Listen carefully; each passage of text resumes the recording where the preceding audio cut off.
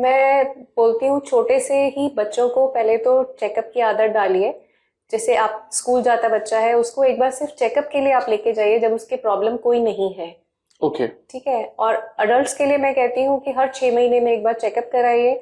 और स्केलिंग जो हम कहते हैं, क्लीनिंग, दांतों की मसूड़ों की जो क्लीनिंग होती है वो साल में एटलीस्ट एक बार हो जानी चाहिए। जब ओके। हम लोग क्लीनिंग करते हैं तो हम एक एक दांत को ध्यान से देखते हैं, और उस पे कहीं पे भी कोई छोटा सा भी कैविटी या छोटा सा भी कोई गड्ढा दिखता है, कोई भी प्रॉब्लम दिखती है तो हम बताते हैं, और उसको तभी के तभी आप करवा लें तो it saves a lot. But अब बच्चे की अगर हम बात करें मैम, तो बच्चे तो वो छोटे होते हैं और वो दांत साफ नहीं करवा पाते, तो उनकी हाइजीन को कैसे मेंटेन किया जाए, कैसे दांत साफ किया जाए? कैविटी होने के चांसेस बहुत बढ़ बहुत जाते हैं बढ़ मैडम। जाते हैं क्योंकि बच्चों का खाना भी biscuits, chips, chocolates, right. Chocolates, wafers, सारी स्टिकी या चीजें, एग्जैक्टली। कार्बोहाइड्रेट रिच चीजें या होती हैं, और जो मुंह में रुकी रह जाती हैं फॉर आवर्स।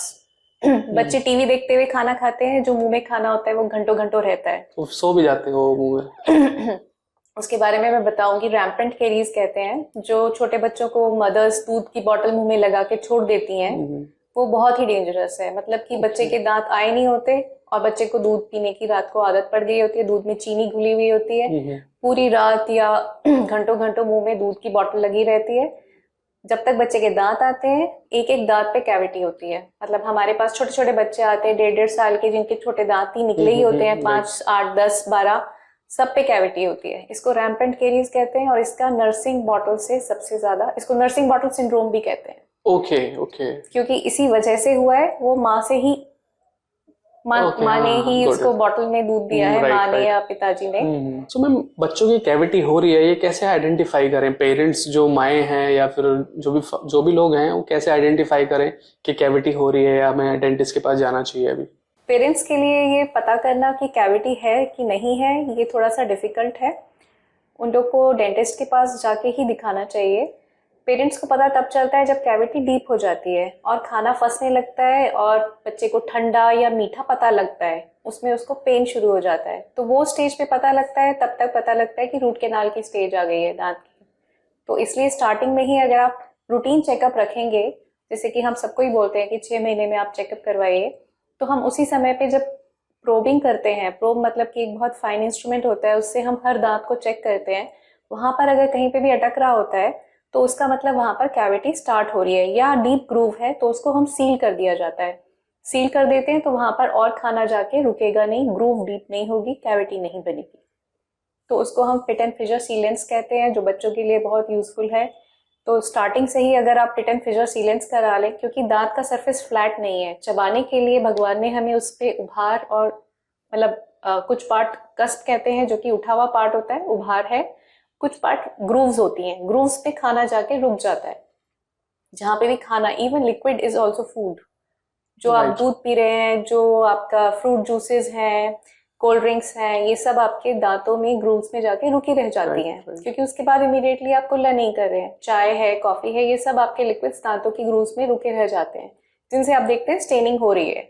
स्टेनिंग की बात अलग है, बट उसको अगर आप क्लीन नहीं करेंगे तो वो अल्टीमेटली अंदर खाना रुका रहा, वो अल्टीमेटली धीरे धीरे अंदर लीच आउट करता जाएगा और कैविटी बना देगा।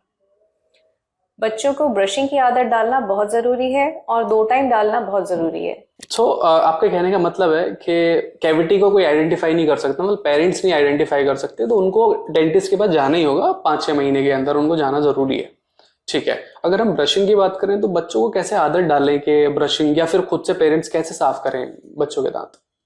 बच्चों के जब दांत आने शुरू होते हैं, राइट फ्रॉम दैट टाइम, मतलब मदर को या फादर को सिलिकॉन ब्रशेस आते हैं, उस समय से ही दांत को क्लीन करने की आदत अगर स्टार्ट कर दें तो बच्चों को भी एक जनरल आदत राइट पड़ने राइट, लगती आदत है। पड़ जाएगी उनको, आदत राइट। पड़ने लगती है कि मुंह में कुछ है तो उसको वो करना है उनको क्लीन। फिर थोड़े बड़े होते हैं, जब बच्चे की शैतानियां शुरू हो जाती हैं, टॉडलर्स जिनको की पकड़ के ब्रशिंग करना मुश्किल होता है, तो उसके लिए फन ब्रशेज आते हैं जिनमें की अच्छी अच्छी फिगर्स होती हैं, आप राइट। रिवॉर्ड कुछ रख सकते हैं बच्चों के लिए।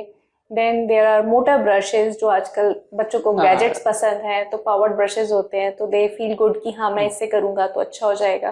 Then you can make a story out of it कि हाँ मैं जर्म्स को फाइट करने जा रहा हूँ, ये मेरी तलवार है या ये मेरी एक गन है जिससे मैं सारे ओके। जर्म्स को भगा दूंगा। परफेक्ट। ऐसे करके कुछ स्टोरीज, कुछ प्ले, मतलब मदर बच्चे का करे और बच्चा मदर का करे, उल्टा उल्टा कुछ करके एक्सपेरिमेंटेशन एंड फन वे में। It should be a fun activity. तो Okay. बच्चा अगर एक बार उसको आदत पड़ जाएगी, कुछ साल 2 साल करते रहेंगे, आप करते रहेंगे, तो ultimately he will not be able to sleep without doing a brush. रात को इतनी आदत पड़ जाएगी कि उसने करके बिना उसको अच्छा नहीं लगेगा। अच्छा, रात को बेड पे जाने से पहले ब्रश करना कितना इम्पोर्टेंट है? मैं कहूंगी सुबह ब्रश करने से ज्यादा इम्पोर्टेंट रात को ब्रश करना है, क्योंकि आप रात को अगर खाना वाना खा के सब खा पी के सो गए तो आपके मुंह में सारे बैक्टीरिया हैं ऑलरेडी, Right. और जो खाना रुका हुआ है दांतों के ऊपर, वो बैक्टीरिया उसको यूज करते रहेंगे और एसिड रिलीज करते रहेंगे। वो एसिड आपके दांतों में होल करता रहेगा। कम से कम आप 7-8 घंटे सो रहे हैं तो वो 7-8 घंटे आपका डिस्ट्रक्शन चल रहा है दांतों का। जबकि सुबह अगर आप दिन में हैं तो आप पानी भी पी रहे हैं, आप ब्रश कर सकते हैं, आप खाना भी खा रहे हैं, तो there is movement and circulation. जो रुका हुआ है वो इधर उधर जा सकता है। हाँ बिल्कुल। और बातें कर रहे हैं तो भी हमारा मूवमेंट चल रहा है। Right. मुंह में कुछ फंसा होगा तो आप रियलाइज कर पाओगे दिन में। एग्जैक्टली, रात को रात पता को भी नहीं चलेगा। करोगे आप।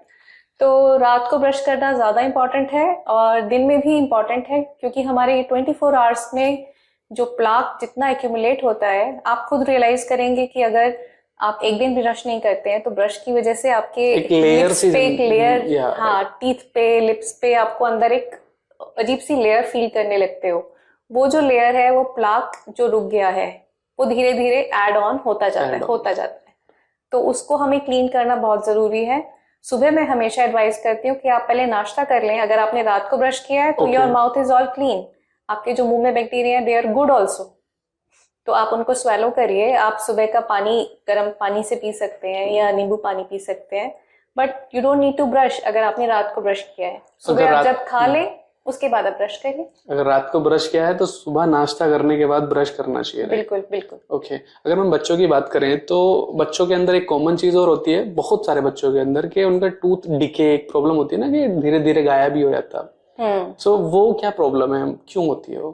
उसमें फर्स्ट तो यही है कैविटी जो है, जो बच्चे की स्टार्टिंग में दांत भुर रहा होता है, पेरेंट्स को रियलाइज नहीं होता, हल्का ब्राउनिश येलोइश स्टेन सा रहता है, और डेंटिस्ट को भी नहीं दिखाया होता कि उसको हम लोग फिल कर सकें। टाइमली फिल कर दें तो वो दांत वहीं रुका रहता है।